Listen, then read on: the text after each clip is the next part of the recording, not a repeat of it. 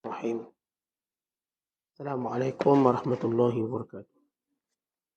Alhamdulillahirabbil alamin.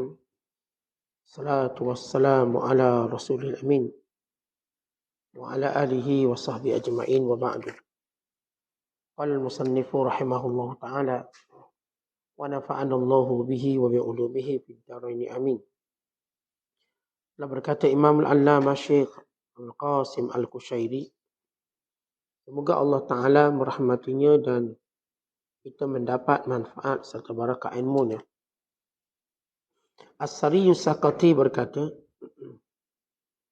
sesungguhnya rasa malu dan jinak, yakni cinta, memasuki hati. Jika di dalam hati keduanya menemukan zuhud dan taqwa dan wara', maka keduanya, yakni malu dan rasa jinak, rasa cinta akan turun.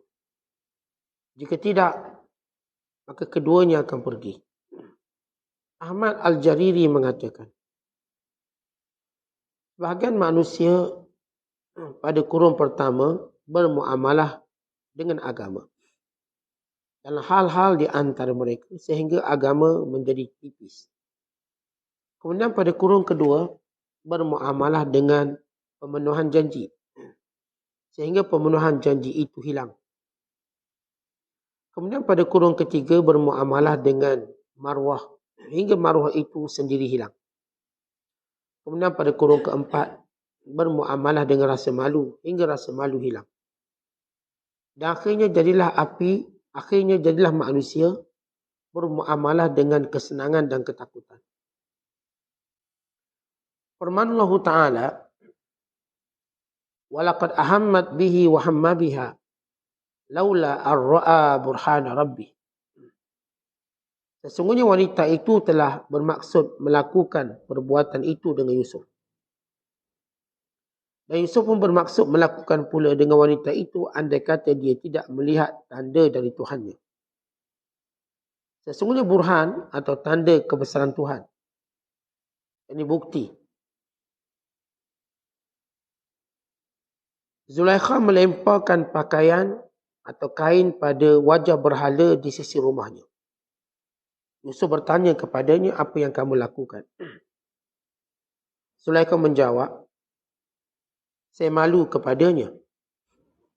Yusuf AS menjawabnya, saya lebih utama malu daripada kamu untuk malu kepada Allah Ta'ala. Saya lebih utama daripada kamu untuk malu pada Allah. Dalam firman Allah Ta'ala, faja'athu ihdahuma tamshi ala istihya. Kemudian datanglah kepada Musa salah seorang dari kedua wanita itu. Berjalan dengan kemalu-maluan. Ayat ini ditafsirkan dengan mengertikan sesungguhnya wanita itu malu pada Musa alaihissalam kerana berani meminta Musa untuk datang bertamu ke rumahnya. Dia malu pada kemungkinan tidak bersedia Musa alaihissalam atas undangannya. Sifat pengundang yang malu ini merupakan cermin dari sifat malu yang mulia. Abu Sulaiman Darani menuturkan bahawa Allah Ta'ala berfirman, hai hamba-Ku, selagi mana engkau mempunyai malu kepadaku. Pembetulan terjemahan. Selagi mana engkau mempunyai malu kepadaku. Nescaya aku akan menjadikan manusia lupa pada cacat-cacatmu. Menjadikan bumi lupa pada dosa-dosamu. Menghapuskan segala kesilapanmu, dosa-dosamu dari kitab catatan induk. Dan tidak akan menghisap catatan amalmu pada hari kiamat. Diceritakan seorang laki-laki solat di luar masjid. Lalu tanya kepadanya, mengapa tidak masuk ke dalam dan solat di dalam masjid? Dia menjawab, saya malu pada Allah untuk masuk ke rumahnya. Sementara saya sering bermaksiat kepadanya. Dikatakan di antara tanda-tanda orang yang punya rasa malu adalah tidak melihat tempat yang dipandang memalukan. Muslimin dan muslimat, dan penonton dirahmati Allah sekalian. Masih lagi bicara kita tentang malu. Yang merupakan tanda-tanda keimanan kepada Allah SWT. Bukan merupakan tanda-tanda orang yang mempunyai akal yang sempurna. Bahkan malu merupakan salah satu daripada sifat yang mengangkat seseorang atau kedudukan seorang di sisi Allah, di sisi masyarakat dan manusia semuanya. Kali itu kata Abdullah bin Abbas radhiyallahu taala anhuma, ada 4 sifat, siapa yang memilikinya maka dia akan menjadi orang yang paling beruntung sekali. Yang pertama ialah benar, sifat benar. Yang kedua ialah sifat malu. Yang ketiga ialah baik akhlak. Dan keempat sifat syukur. Sari As-Saqati berkata, malu dan rasa jinak. Jinak di sini maksudnya unsun atau rasa cinta pada Allah. Disebut dalam ilmu sufi sebagai jinak, unsun. Sifat malu dan sifat jinak. Dia akan berada dalam hati. Tapi dengan syarat. Hati yang ada sifat zuhud dan wara'. Apa itu zuhud? Itu orang-orang yang melihat dunia dengan pandangan yang kecil. Tidak besar, sementara. Apa itu wara'? Yang sanggup meninggalkan yang halal, bimbang-bimbang ianya haram. Maksud kita kata antara tanda wara', kita tinggal beli kedai-kedai bukan Islam. Kenapa bimbang haram? Walaupun kadang-kadang kita kata buat kek je. Kedai bukan Islam ni. Kadang-kadang kita rasa dia pun beli ayam kedai orang Islam. Tapi dia tak ada, kita tak nampak bukti. Cok, logo halal dan sebagainya. Maka warak kita tinggalkan. Oleh kerana itu sifat malu dan sifat cinta pada Allah, dia tak akan masuk dalam hati orang beriman. Sehingga orang beriman ini ada sifat zuhud dan ada sifat warak. Kalau dia dapati hati ini tak ada sifat tersebut, dia tak akan masuk. Ini sifat malu dan sifat cinta pada Allah. Imam Ahmad Al-Jariri mengatakan, manusia di zaman Rasulullah SAW, ini peringkat awal. Mereka bermuamalah sesama mereka dengan agama. Apa kata Allah, apa kata Rasul. Itu cara muamalah mereka. Untuk menjadikan mereka zaman keemasan umat Islam. Ini generasi pertama kita. Apa pun mereka nak buat, mereka akan lihat sandaran pada Allah dan Rasul. Kemudian agama makin tipis. Manusia mula bermuamalah berdasarkan kepada sifat wafa'. Wafa' maknanya ialah pegang teguh pada janji. Pegang teguh pada janji. Dah janji macam tu, buat. Ini zaman yang kedua. Zaman yang bermuamalah dengan manusia berdasarkan wafa'. Jadi berdasarkan pemenuhan janji. Siapa pun berjanji, dia akan tepati walau dengan bukan Islam. Akhirnya janji pun menjadi lemah. Janji pun dah tak boleh pakai. Janji tak boleh nak dipegang. Dan semua bentuk muamalat, perniagaan atau hal-hal sosial. Maka manusia mula bermuamalah dengan marwah. Masih lagi menjaga marwah. Apa maksud marwah? Masih lagi jaga kemuliaan kaum. Masih lagi menjaga kemuliaan diri. Saya ni orang hebat, orang mulia. Akhirnya marwah pun hilang juga. Last sekali ialah sifat malu. Bila mana malu pun hilang, malu pun dah tak ada. Bagaimana kata Nabi SAW, "Idza lam tastahi fasna' ma syi'ta." Kalau malu dah tak ada, mereka akan buat apa mereka nak. Akhirnya kita berada pada zaman tak ada lagi malu. Habis ada apa? Ada senang dan ketakutan. Apa maksud senang ketakutan? Berdasarkan kepada asas pertama, takut. Apa maksud takut? Ini kita takut orang pukul kita, uguk kita, dan sebagainya. Muamalah macam tu. Kenapa awak dengar cakap dia garang tu, dia kuat, dia sekian-sekian. Atau kerana rahbah, senang mengharapkan keuntungan dari dia. Kalau kita baik dengan dia, kita pun dapatlah keuntungan sekian-sekian. Dapatlah projek, dapatlah itu. Muamalah itu berdasarkan kepada ganjaran. Muamalah berdasarkan kepada takut. Jadi disebut dalam hadis, orang yang paling jahat. Orang bermuamalah dengannya kerana takut dia. Sebab dia ni garang, dia ni buruk perangai. Ni kalau kita silap dengan dia, nanti habis anak bini kita dibunuh. Orang something gangster. Maka ini seburuk-buruk manusia. Bila kita muamalah dengan dia, hanya kerana kita bimbang kuasa dia ada. Atau kejahatan, kekuatan diri dia. Maka kita berada pada zaman ni. Zaman di mana kalau seorang bermuamalah mengharapkan ganjaran. Apa ganjaran dia? Maksudnya rasuah je macam mana? Nak ulur berapa? Ini muamalah kita hari ni. Semua ulur. Dan ugut dengan kuasa. Siapa yang paling berkuasa, dia paling dia takut. Arti lihat dia punya peringkat. Mula-mula zaman pertama muamalah dengan agama. Maka semua takutkan Allah. Dan semua tunduk kepada perintah Nabi SAW. Siapa pun dia. Si suami bukan takut bini, takut Allah. Isteri bukan takut suami, takut Allah. Anak-anak bukan takut mak ayah dia takut Allah. Kerana itu mereka menjaga mak ayah mereka. Mak ayah juga begitu. Tak takut anak, takut Allah. Kerana itu mereka amanah menjaga anak-anak. Semua orang berdasarkan pada takut Allah. Maka ini tahap paling mulia sekali. Lepas tu agama makin lemah. Berdasarkan kepada wafak, perjanjian, agreement kita, janji macam tu. Kita pun ikut. Lepas tu maruah. Kalau ada maruah, dengarlah maruah. Mana kita tengok dalam muamalah antarabangsa hari ini, berdasarkan masih ada maruah. Negara yang masih ada maruah, maka janganlah menyokong kezaliman dan membunuh umat Islam di Palestin kalau masih ada maruah. Tapi tak ada dah negara ni maruah. Maka tinggal lagi sifat malu. Malu yang berkaitan dengan individu-individu. Akhirnya malu pun tak ada. Lalu bagaimana muamalah kita hari ni?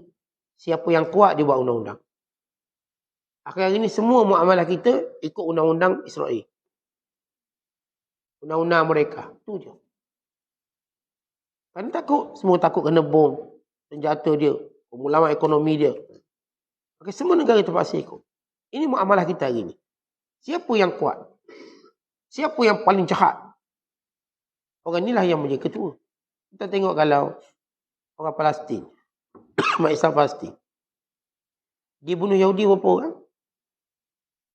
Berapa kerak dia bunuh? Dia katakan penggana jahat. Yahudi ni bunuh puluh ribu.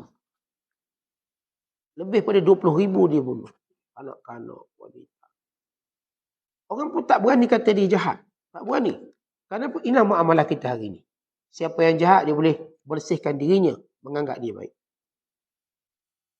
Dan siapa yang baik, dia anggap jahat. Hari ni tuan-tuan sekian kita lihat. Zaman di mana orang nak melihat ulama' tu jahat. Hanya kerana fatwa dan penjelasan mereka. Itu disebut jahat. Kerana mereka menggunakan kekuasaan mereka. Yang mereka terang lagi bersuluh jahat, orang tak nampak. Orang itu bagus. Para ulama' ini, dicari salahnya kat mana? Lalu dinampakkan jahat dalam masyarakat. Oh, dia nampak, oh ini tunggang agama. Mereka tunggang semua. Semua agama mereka tunggang. Itu okey. Nafsu tunggang.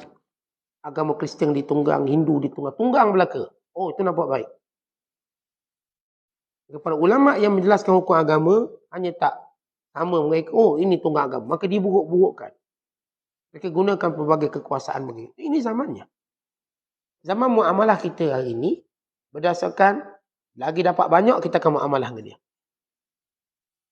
Yang lagi dia berkuasa, kita akan tunduk pada dia. Muamalah kita muamalah yang mengundang kepada kemurkaan Allah. Bagaimana kaum Nabi Lut? Kaum Nabi Lut. Agama tak ada, apa tak ada, berdasarkan kejahatan mereka. Kalau kaum Nabi Lut cakap sungguh jahat ataupun sangat jahat.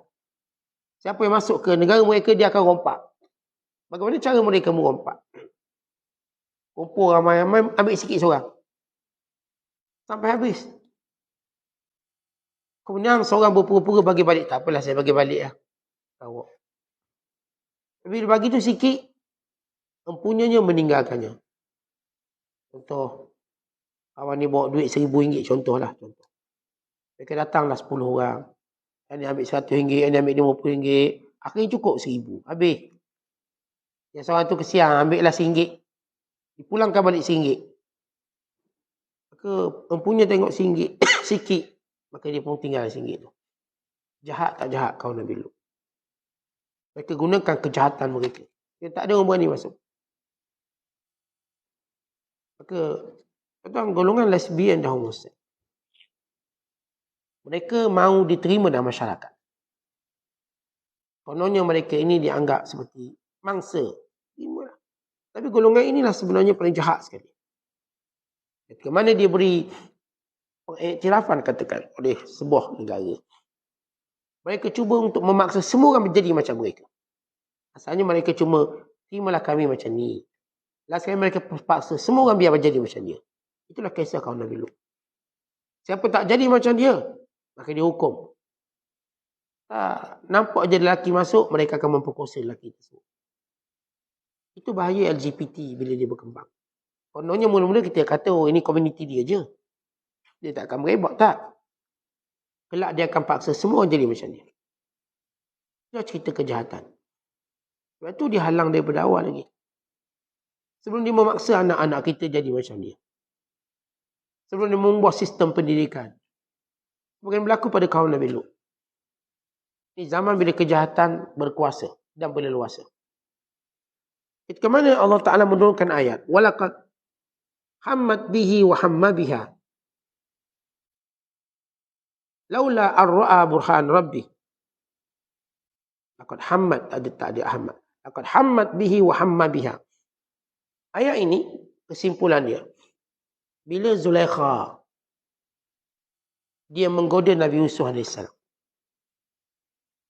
Waktu digoda Nabi Yusuf, Zulaikha ni disembah berhala.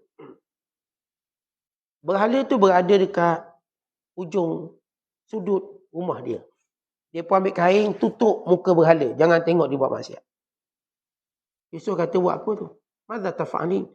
Saya tutup wajah berhala. Kenapa? Malu ditengok saya. Lalu kata Yusuf, aku lebih malu pada Allah yang melihat aku. Kamu lihat berhala. Berhala tu tak dapat tengok kamu. Jadi Zulaikha ni waktu dia nak menggoda Yusuf AS. Supaya berzina dengannya. Maka dia pun ambil satu kain, tutup wajah berhala yang ada dalam rumah dia. Asal Zulaikha menyembah berhala sebelum dia beriman. Bila Yusuf kata, kenapa buat macam tu? Sebab saya malu. Berhala tu tengok saya buat. Akan tengok apa yang saya buat. Lalu kata Yusuf, aku lebih malu pada Allah yang melihat aku. Kemudian ketika mana Allah menyebut, laula ar-ra'a burhan rabbi. Ketika mana Zulaikha punya keinginan untuk menggoda Yusuf. Wa hamma biha. Dan Yusuf ini, dengan cara godaan Zulaikha, dia boleh tergoda. Melainkan kerana dia melihat tanda-tanda kebesaran Allah. Ghalib biasanya tuan-tuan, bila perempuan menggoda, dengan kecantikan kekuasaan dia. Jangan, ataupun kita kata, hampir tak ada lelaki yang selamat. Tapi Allah selamatkan Yusuf kerana dia melihat tanda-tanda kebesaran Allah. Para ulama seperti Imam Ibn Jarir menyebut 3 tafsiran tanda-tanda kebesaran Allah. Yang pertama, dia melihat ayah dia. Dia melihat gambaran ayah dia. Ini waktu bila kau datang menggodanya, maka sebagai seorang yang juga punyai, dikatakan nafsu manusia, dia Nabi, tapi dalam ruang yang sama, sifat manusia itu ada. Tetapi Allah menyelamatkan Nabi Allah Yusuf. Dia melihat gambaran ayahnya Nabi Yaqub AS yang sedang menggigit jarinya. Seperti macam bimbang takut Yusuf terjebak. Yang kedua, kata Imam Ibn Jarir At-Tabari, dia melihat gambaran tuan rumah dia. Yang baik dengan dia, yang bela dia. Tidak mungkin dia mengkhianati tuan rumah dia. Dan yang ketiga, kata Imam Ibn Jarir, dia melihat ayat Allah yang tertulis. Wala taqrabuz zina. Jangan kamu menghampiri zina. Dengan sebab itu Yusuf AS mencegah dirinya. Ini maksud laula ar-ra'a burhan rabbi, kalau tidak akan dia melihat kebesaran Allah. Ini bila seorang dipelihara oleh Allah. Sewaktu kita nak buat maksiat, akan ada sesuatu yang menghalang kita. Tanda apa? Itu tanda Allah pelihara kita. Sama ada kita teringat Allah ke? Atau kita teringat, ni mak kalau tahu mak marah ni. Ni kalau kawan-kawan saya tahu, malulah saya. Ingatan ini semua ialah pertolongan Allah. Sehingga dia tak ingin buat maksiat. Hatta mungkin dia tertidur. Bagaimana diceritakan dalam sirah. Nabi SAW bila waktu kecil baginda, nak pergi tempat majlis-majlis kerajaan. Waktu baginda pergi, Rasulullah SAW rasa mengantuk. Maka dia pun tidur sampai habis majlis tu. Allah pelihara. Kali yang kedua pun sama. Masyarakat Mekah buatlah majlis dengan berhala ni. Zaman-zaman Rasulullah budak. Nak tengoklah orang ramai. Ke mana dia pergi rasa mengantuk amat sangat. Maka baginda SAW pun tidur. Habis lagi majlis tu. Semenjak itu Rasulullah tak pernah keinginan untuk pergi. Asal pergi nak tahu. Tapi bila Allah Ta'ala nak pelihara kita daripada maksiat, Allah akan halang kita dengan pelbagai cara. Kita niat dah nak pergi tempat maksiat, terjumpa kawan lama. Kawan, jom kita ke sini, dah berubah dah. Itulah adalah, kita katakan rahmat Allah pada kita. Baru fikir nak buat maksiat, kereta pula rosak pancik tayar. Pertolongan Allah. Baru ni niat nak buat maksiat, jatuh sakit. Pertolongan Allah. Baru keinginan nak buat maksiat, tiba terhalang dengan banyak halangan-halangan. Ya, niat dia nak pergi buat benda tak elok misalnya. Tiba-tiba pergi cuti rupanya, public holiday. Cuti juga buat ni.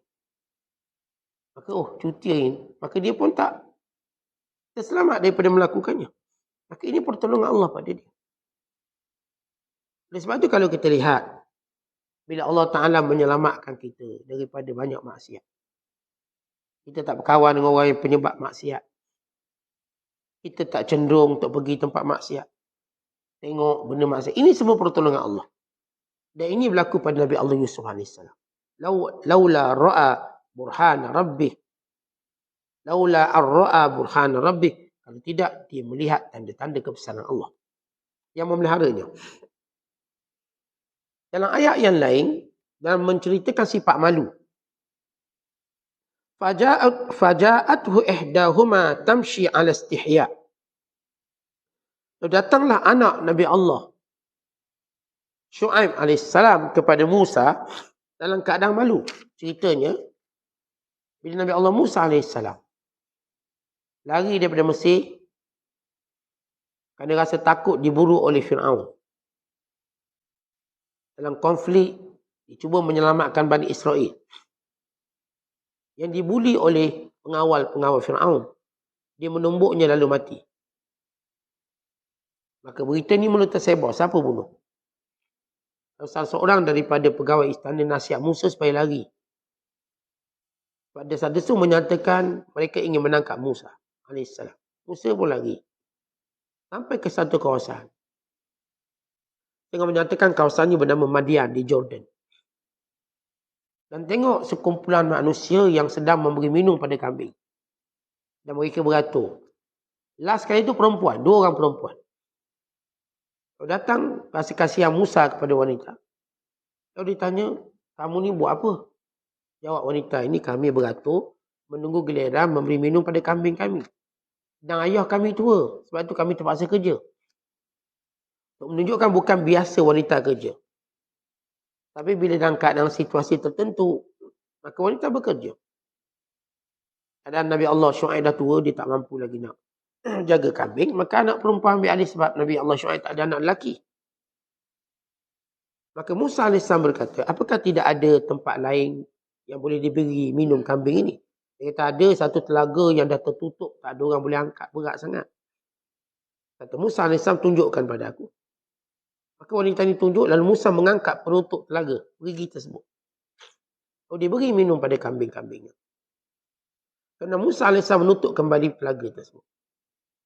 Lalu, 2 wanita ni balik ke rumah dan Nabi Allah Syuaib terkejut, anak dia balik awal, biasa lambat. Sebab perempuan last sekali baru dapat giliran. Akhirnya mereka menceritakan tentang seorang lelaki yang jujur. Namanya Musa. Kenapa jujur? Dia tak ambil kesempatan. Dia memang betul-betul tolong. Tak ada yang lain. Tak adalah cerita lepas tu minta nombor telefon ke, tak ada. Memang tolong. Selesai kat situ, selesai. Musa tak ingat lagi apa yang dia buat. Tolong. Maka Nabi Allah Syuaib minta bawa Musa datang rumah untuk diberi makan. Beri upah lah. Beri upah sikit. Maka salah seorang anak Nabi Yaakob kata, saya pergi. Ini kerana anak dia tu cenderung, mula dia cenderung berkenang ke Musa. Maka dia lah nak pergi. Pergi, dan Allah cerita keadaan wanita ini. Faja'athu ihdahuma tamshi ala istihya. Maka datang salah seorang daripada dua anak Nabi Syuaib ini. Berjalan dengan keadaan malu-malu. Apa maksud malu-malu? Ada beberapa tafsiran. Ada setengah menyatakan malu-malunya kerana cenderung dia untuk menyintai Nabi Allah Musa AS, maka malu. Bila orang tu dia jatuh cinta seseorang, dia pun malu-malu. Itu fitrah. Yang kedua, maksud istihya ialah oleh kerana Nabi Allah Syuaib suruh jemput Nabi Musa menjadi tetamu, bimbang-bimbang Nabi Musa tak sudi. Maka malu. Kita tuan-tuan bila ajak orang tahu rumah, tiba orang tak nak datang, rasa malu. Datang rumah, tak nak, saya tak nak datang. Kita kalau beri seorang benda orang tak nak terima, rasa tak malu? Malu. Seperti barang kita tak dihargai. Sebab itu makruh kita menolak pemberian. Takut menyebabkan pemberi itu malu. Maka wanita ini dalam tafsir yang disebut oleh Imam Qushairi, dia malu bimbang Nabi Allah Musa tak terima pelawaan dia. Maka ini malu yang mulia. Sebab kita nak buat baik. Tapi dalam masa sama kita juga malu takut kebaikan itu ditolak. Ini malu orang beriman. Kalau orang tu ada buat baik, tak nak sudah macam tu. Kita tak malu. Kalau boleh biar dia pujuklah ikut mana pun biar dia nak. Maka wanita ini datang menemui Nabi Allah Musa dengan sifat malu takut Nabi Allah Musa tolak. Sampai dia cerita Nabi Musa pun ikut dia. Dan Nabi Musa berjalan di hadapan wanita tersebut. Kerana wanita itu malu bila Musa berjalan belakang dia. Pertama datang pula angin. Dia pun mula tak selesa. Dan Musa memahaminya. Ini adab. Orang lelaki berjalan depan perempuan. Bukan belakang perempuan. Kita tengok perempuan naik tangga. Jangan duduklah belakang dia jalan. Biarlah dia naik dulu. Atau kita naik dulu. Berjalan kat mana-mana tempat tu. Utamanya bila dalam situasi yang beberapa orang je. Maka sebaiknya perempuan berjalan di belakang. Lelaki jalan depan. Sebab orang perempuan dia tak cenderung melihat. Lelaki berbanding lelaki cenderung melihat wanita. Dengan gambaran dia. Dan wanita pun kena ada. Tahu adab dan akhlak ini. Kalau dia bersama lelaki jangan di jalan depan. Biar lelaki jalan depan. Biar lelaki tu jalan depan dan dia jalan belakang. Ini adab. Dan ini akhlak. Yang disebut, yang dibuat oleh Nabi Musa AS. Musa pun pergi. Maka jumpa Nabi Allah Syuaib. Tengah menyatakan ia seorang. Ada yang kata ia Syuaib. Ada yang kata bukan Syuaib. Itu orang tua yang soleh. Yang masyhur ialah Nabi Allah Syuaib AS. Lalu kata Syuaib. Aku nak berupah. Kata Nabi Musa. Kami tidak pernah diajar tolong untuk dapat upah. Kalau tolong, tolong. Kalau upah, upah. Kalau namanya tolong, kami tak akan ambil upah.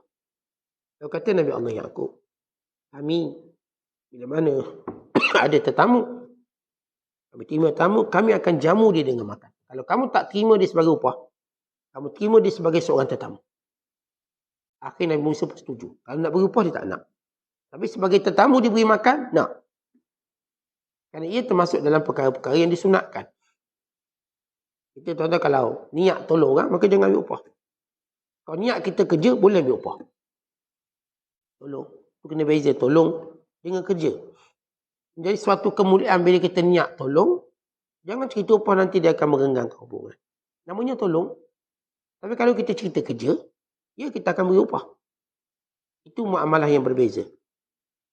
Kita tengok orang pancit tayar, kita pun pergi turun tolong. Orang punya kata tolong. Lepas dah tolong, awak ingat tolong saja dia cahlah RM100. Maka ini perkara mungkar. Kalau kita nak duit, cakap awak saya, Bukan nak tolong tau. Saya, memang kerja saya tolong cari atau kerja saya tengok mana-mana kereta pancit tengah jalan. Ini income saya. Dia seorang hamba Allah, kawan saya. Dua nak ke universiti, tayar dia pun pancit. Dia pun tak reti tukar tayar. Dia jenis gohek je, tukar tak pandai. Ada seorang pakcik tengok. Okey, saya tolong tukar. Tukar. Dia pun okey. Dengan tolong, lepas sudah RM20 RM20. Dia pun terkejut. Memang saya macam ni. Saya tu memang saya cah RM20. Sebab asas ini tolong sebenarnya. Kalau itu orang, kita tuan-tuan. Kalau memang kita nak duit, cakap ke dia, saya memang kena kau upah. Untuk menghilangkan ataupun mengelakkan perbalan dan untuk tidak merosakkan uruf masyarakat. Dalam uruf masyarakat, kalau situasi tadi berhenti, itu namanya tolong dan tak berhak dapat upah. Tak patut kita minta upah. Kalau orang tu nak beri sukarela, itu hal dia. Tapi kita tak, saya tolong, saya tak minta upah. Begitu akhlak. Kita bimbang benda ni akan merosakkan suasana masyarakat. Masyarakat dapat beza antara tolong dengan memang kita kata ini kerja saya. Contoh kalau dia datang dengan van tukar tayar, kita tahu bukan tolong tu memang bayar. Maka kita dengan cepat tanya berapa kos dia. Kita kalau bawa kereta kita dekat bengkel, kita tahu bengkel bukan tolong kita. Itu pekerjaan dia. Jangan pula lepas dia bagi kisah, terima kasih tolong saya, cabut. Itu tempat kerja dia. Kalau saya katakan rosak, tiba seorang datang tolong, itu namanya tolong. Kalau dia nak upah, dia kena beritahu. Saya sebenarnya memang, kalau beki kereta orang, saya ambil upah. Kalau cik nak, boleh. Cik tak nak, saya. Maka benda ni yang kita kena tahu dalam muamalah. Ini uruf kita. Abu Sulaiman Ad-Darani berkata, Allah Ta'ala berfirman. Allah berkata, bagaimana hamba-Ku ada rasa malu, maka aku akan menutup keaibannya di sisi manusia. Bagaimana seorang tu malu pada Allah, Allah akan tutup keaiban di sisi manusia. Ya Allah jadikan bumi-bumi tempat dia melakukan maksiat, lupa dia pernah buat maksiat di situ. Dan Allah jadikan segala sayiat, kesilapan yang tercetak dalam buku juga dihilangkan. Dan akhirat kelak, waktu mana dihisap, maka dihisap dengan mudah.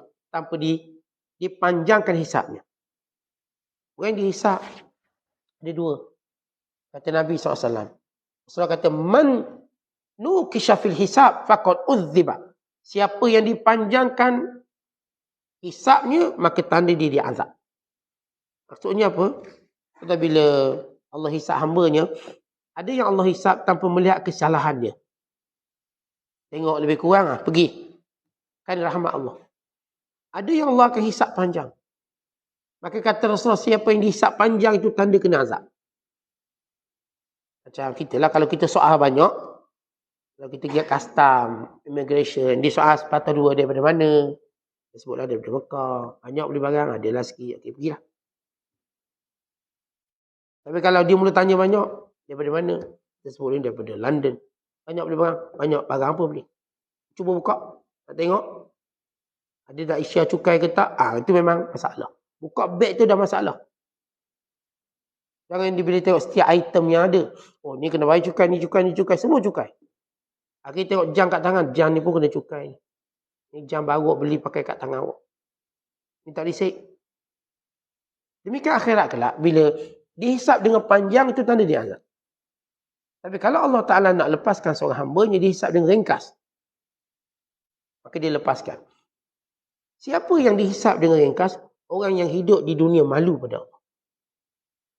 Siapa yang malu pada Allah, maka dosa-dosanya Allah Ta'ala hapuskan. Tempat-tempat yang menjadi saksi dibuat maksiat juga dilupakan. Dia malu. Contoh bila kita kenang umur yang panjang, maksiat yang banyak, ibadat yang sikit. Kalau datang rasa malu kita, apakah Allah terima taubat kita?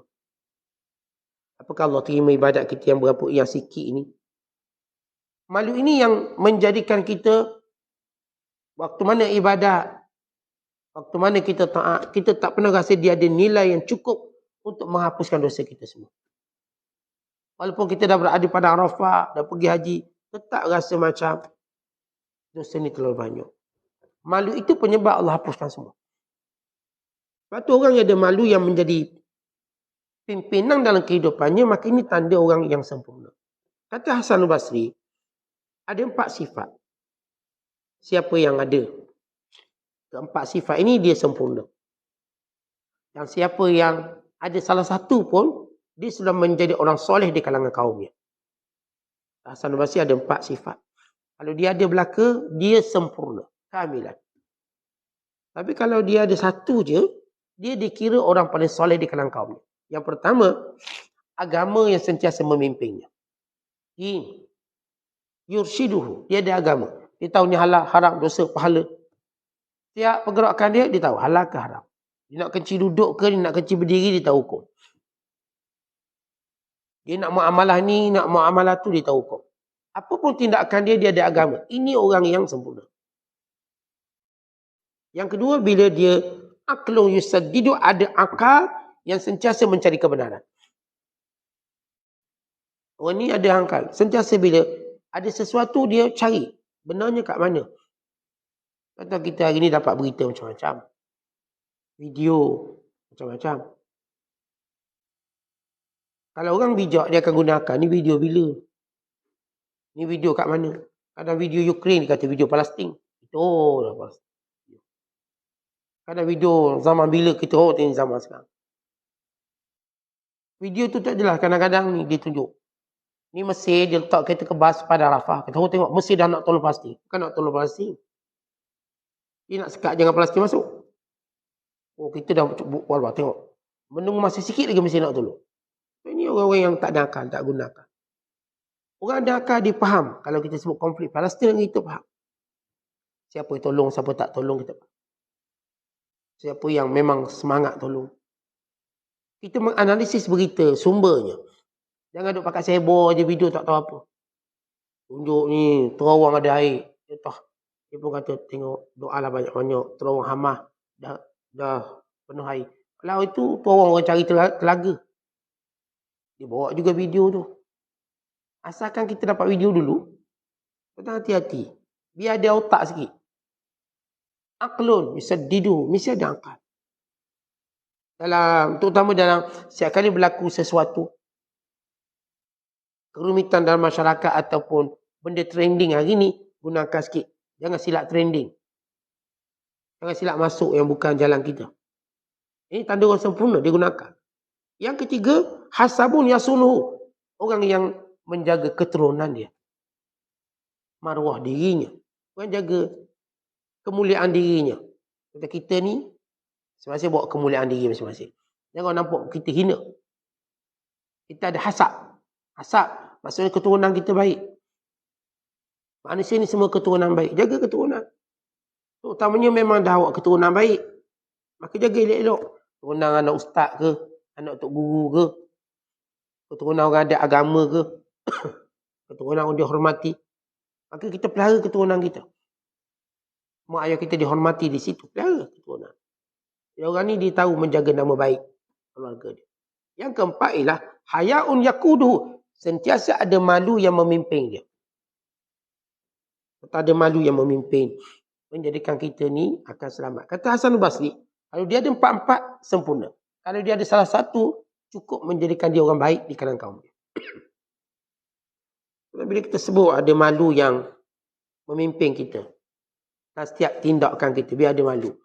Nanti kita sebut kata-kata Abu Sulaiman Darani, apa yang disebut, bahawa Allah Ta'ala berfirman dalam Asar.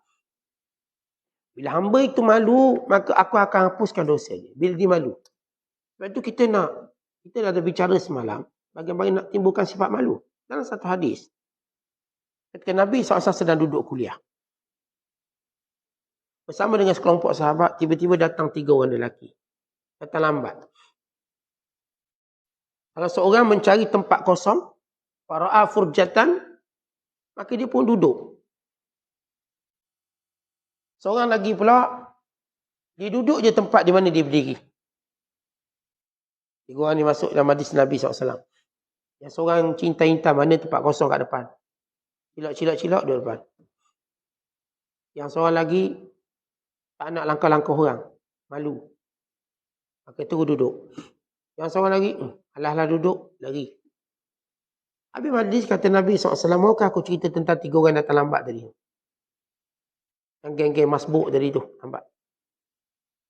Yang pertama, dia nak cari redha Allah. Dia pun nak cari redha Allah, dia akan cari tempat depan sikit. Maka Allah Ta'ala memberikan keredaan kepada dia. Yang kedua tu, dia malu. Dia duduk majlis sebab malu. Ni semua orang baik-baik, takkan saya nak lari duduk lah.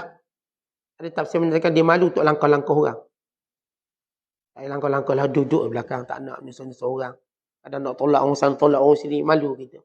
Tak payah nak langkah-langkah. Dia datang lambat, duduk je lah belakang. Tak payah nak terak-terak depan. Jadi dia pun malu. Kerana malu tadi, Allah malu pada dia. Yang ketiga jenis tak peduli duduk apa majlis ni. Kata ulama ni orang munafik. Yang ketiga. Jadi tak nak dengar orang nasihat-nasihat. Hatta Rasulullah. Dan yang kata kita zaman Rasulullah bagi ceramah pun dia orang tak nak dengar, munafik. Akak kita ceramah, orang heran lah. Kalangan mereka tak nak dengar nasihat dan kebaikan. Maka dia pun lari. Kata Nabi SAW yang tu lari, fa'aradallahu anhu, dan Allah juga lari daripada dia. Jadi, golongan kedua yang kita sebut itu, dia malu.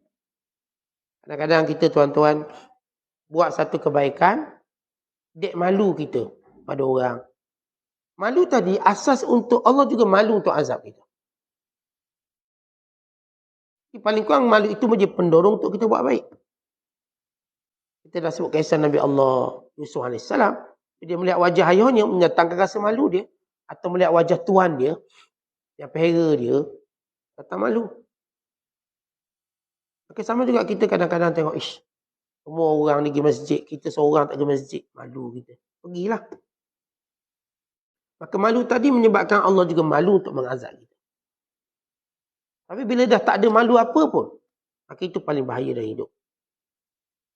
Biar malu yang disebut oleh Hasan Basri, malu yang mendorong kita buat baik. Tak kira lah tuan-tuan malu siapa pun, kadang-kadang malu kita guru ni. Kita guru tanya lama tak apa kuliah. Pergi. Jangan sampai 3 kali. Atau jangan sampai Tok Guru dah tak tanya. Tok Guru tak tanya, maknanya dah tak peduli lah kita. Datang sudah, tak datang pun sudah. Bagaimana dia tanya kita, maknanya dia berminat dengan kita. Beri perhatian. Kalau dah tak tanya, maknanya tak ada lah, tak ada. Dia pun tak nak peduli. Lalu kita pun malu. Datang kena malu. Tu kitab pun tak bawa, malu. Duduk. Misalnya. Dia malu tadi, maka Allah juga malu untuk mengurangkan kebaikan kemuliaan pada kita. Allah beri juga rahmat. Jadi siapa pun duduk, la yashqa bihim jalisuhum. Tak pernah akan rugi yang duduk. Walau apa sebab dia. Ketika mana Allah Ta'ala memerintahkan malaikat. Bertanya malaikat. Sedang apa mereka duduk itu, wahai malaikat? Sedang mengingatimu, ya Allah. Dan meminta ampun kepadamu dan perlindungan daripada neraka-Mu. Apakah mereka melihat neraka-Ku? Tak. Tapi minta perlindungan. Maka saksikan aku ampunkan. Dan aku lindungi mereka daripada neraka. Ya Allah, ada seorang tu. Dia duduk bukan sebab tu. Saja duduk je. Kita geng dia duduk. Lalu kata Allah, siapa pun yang duduk di situ tidak akan ditimpa kecelakaan. Kata kita kan duduk dalam majlis ilmu atau majlis ingat Allah. Walaupun niat kita lain. Niat nak makan nasi dagang je, sah. Kita tak akan celaka dia duduk tempat baik. Tetap mendapat rahmat Allah. Apatah lagi orang yang memang niat asal untuk mendapat kebaikan. Yang duduk teman ayah je. Ataupun duduk teman suami dia. Atau duduk teman isteri dia. Isteri yang rajin kuliah. Bang, pergi kuliah. Pergi kan, bakul kena bebek. Pergi juga. Teman bini. Hantar bini alang-alang hantar, masuklah sekali. Tak tunggu kat luar panas. Kat dalam 2 aircon. Pun mendapat kebaikan. Walaupun niatnya bukan untuk penuntut ilmu sebagainya. Sebab dia ada sifat malu dan dia duduk tempat orang baik-baik. Yang disebut humul ladzi la yashqa bihim jalisuhum. Mereka lah tak akan celaka duduk di tempat dek kerana kebaikan orang lain. Itu tuan-tuan kadang-kadang kita buat anak-anak kita. Anak-anak kita bukan pun nak belajar pun. Tapi nak ikut ayah naik kereta baru. Bawa dia pun dapat rahmat. Kadang-kadang saya katakan kita bawa kawan kita. Dia pun bukan nak kuliah saja. Sebab kita janji lepas kuliah lah kita pergi jalan. Singgah sekejap nak dengar ustaz aku kuliah. Kawan kita pun dapat rahmat dia. Kadang-kadang saya kata kita ikut pasangan kita. Bukanlah kita kaki kuliah, kaki dengar ceramah. Tapi ikut pasangan lah, pasangan kita. Jadi lepas tu baru kita boleh makan tom yum. Bila tidak boleh makan tom yum. Duduk, kita dapat kebaikannya.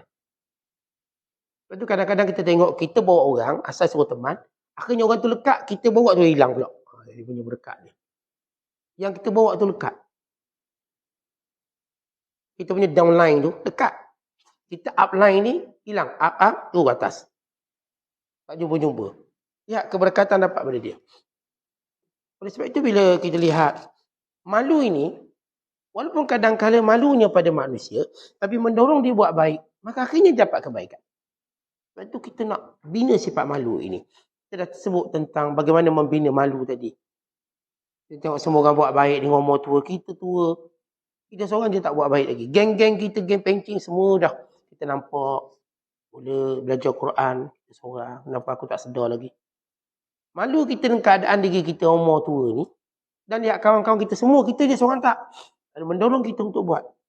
Maka malu itu juga penyebab kebaikan kita dapat. Yang penting tuan-tuan biarlah ada malu. Ni kalau malu pun tak ada habis. Kita dalam hidup kita kalau tak ada orang kita malu, kita tak akan jadi baik. Dan hidup ni biar ada orang kita malu. Kerana bila dia menasihati kita, maka ia lebih kuat untuk kita terima.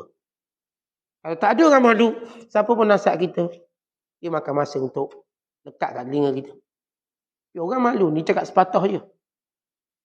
Kata duduk baik-baik, duduk diam-diam. Duduk diam-diam. Orang baik-baik dia tegur, sepatah je. Dan kali datang lagi. Datang lagi.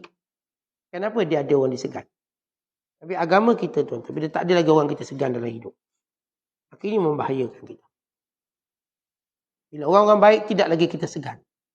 Orang-orang soleh, tidak lagi kita segan. Bukan duduk maki orang soleh pula, duduk maki ulama'. Okay, kalau orang jadi maki-maki ulama', saya tak tahu siapa yang disegan untuk memberi nasihat pada dia. Siapa yang disegan untuk diberi nasihat?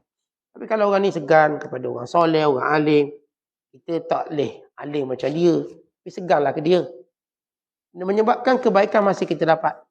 Daripada nasihat dia, tunjuk ajar dia, penjelasan hukum hakam dia. Kan itu kena ada sifat malu yang sebenar. Dia ceritakan bahawa ada seorang lelaki dia solat di luar masjid. Lalu dia tanya, kenapa awak solat di luar masjid? Maka katanya sebab saya ada buat maksiat. Saya malu nak masuk. Saya malu nak masuk. Maka ini di antara tanda-tanda orang tu dia ada iman. Yang ada zaman saya mengajar dulu. Saya suruh anak murid saya masuk surau. Masuk. Ada seorang tu tak nak masuk. Kata kenapa tak nak masuk? Ambil uduk masuk. Dia diam lama. Dia kata, saya rasa saya tak boleh masuk, Ustaz. Kenapa tak boleh masuk? Lelaki. Saya pagi tadi minum arak. Dia mengaku pasal saya minum arak. Saya rasa berdosa saya nak masuk tempat macam ni. Tahu orang ni berarti dia masih iman. Memanglah dia minum arak tu salah. Kita pun tak kata dia betul. Tapi bila dia buat maksiat, dia rasa dia tak layak masuk rumah Allah. Datang malu dia. Malu. Dia kata siapa kata tak boleh masuk? Awak ambil uduk sekarang masuk. Ini orang ni ada iman. Ini kadang-kadang kita nampak, kadang-kadang orang ni orang-orang biasa-biasa.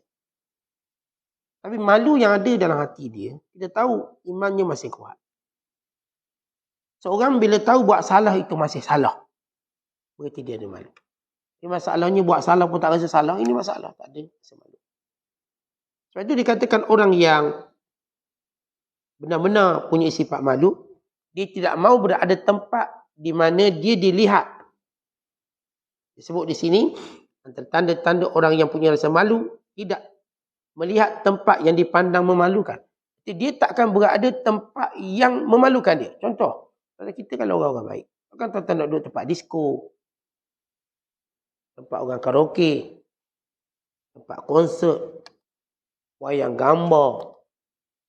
Bagi orang yang ada malu, dia tak nak duduk tempat di mana ada fitnah yang mungkin memalukan dia dan agamanya. Maka dia tak cenderung nak pergi tempat-tempat macam tu. Dia tahu tempat tu ada benda-benda tak elok, dia tak akan pergi. Walaupun kadang-kadang sebab nak jumpa kawan ke apa, dia tak akan pergi. Kerana orang-orang yang benar-benar punya malu, dia tak akan pergi tempat-tempat yang memalukan. Hatta kita tuan-tuan nak berkawan dengan orang yang menyebabkan kita akan terbabit sama. Tengok kawan pakai bengkel besar, tatu. Kita nak duduk dekat dia, kita takut. Kenapa? Kita juga akan turut malu. Tak berani kita. Tak nak pun kita bangga, oh ini kawan saya. Kenapa? Kerana kita masih ada sifat malu. Sebab malulah menyebabkan kita tidak mau berada di tempat yang memalukan agama kita, yang memalukan maruah kita. Lepas tu kita lihat orang yang ada malu. Dia tak akan pergi tempat-tempat yang ada maksiat. Tidak akan cenderung. Kerana dia malu. Walaupun dia tak buat. Dia tak buat. Tak pergi taman-taman bunga tempat orang dating-dating. Dia pun pergi. Sebab nanti dia juga akan terbias dengan fitnah. Kita menjaga. Kalau orang tu dia ada perasaan malu, dia elok dirinya daripada difitnah. Jangan duduk tempat-tempat yang kita mungkin juga terfitnah. Yang orang lain semua dating. Bawa dia punya. Awak dia, kita buat bini kita dating kat situ. Siapa tahu itu bini kita? Bila tempat itu dah terkenal dengan tempat orang dating yang orang tak kahwin. Tiba kita ajak bini kita dating kat situ. Apakah sesuai? Tak sesuai. Kenapa ada tohman pada kita? Ayah Haji pun dating. Dia tak tahu ni bini kita kahwin dah 40 tahun kahwin. Dah menopause bini kita ni. Kita pun sama. Tapi oleh kerana duduk dalam situasi tempat itu, dia sedikit sebanyak terkena fitnah. Maka kita pun tak buat. Jadi orang-orang yang dia malu, dia takkan pergi tempat yang mungkin datang malu pada dia. Jadi pun pesan anak-anak dia, jangan pergi sini, jangan pergi situ. Kerana tempat ini mengundang malu. Kita pergi kedai-kedai yang tak elok. Lepas tujuan nak makan, ia juga mengundang malu. Kita jaga maruah, jaga agama. Orang nampak, orang kenal kita ni, orang jaga agama. Tiba kita buat tempat yang tak sepatutnya kita ada. Lepas itu kita pantau. Mana tempat yang kita patut ada, mana tempat yang kita tak patut ada. Atau kalau kita ke pasar pun kita cepat-cepat urusan kita. Ini tempat yang bukan sesuai, kita lepak, duduk lama-lama. Selesai urusan kita balik. Ini diajar oleh Nabi SAW pada tempat-tempat seumpama ini. Kan tempat ini penuh dengan maksiat. Penipuan, pembohongan, sumpah palsu. Kalau kita perlu masuk dengan hajat dan keluar secepat mungkin. Kita tak adalah tempat ni, tempat saya basuh mata, saya lah cuci mata. Bukan. Setiap tempat yang terdedah orang-orang seperti di pasar dan sebagainya. Jadikan kita punya fokus kita pada hajat kita. Kemudian jadilah orang yang cepat keluar selepas selesai hajat kita. Demikian kita membina, menjaga malu dan maruah kita. Wallahu a'lam bishawab. Assalamualaikum.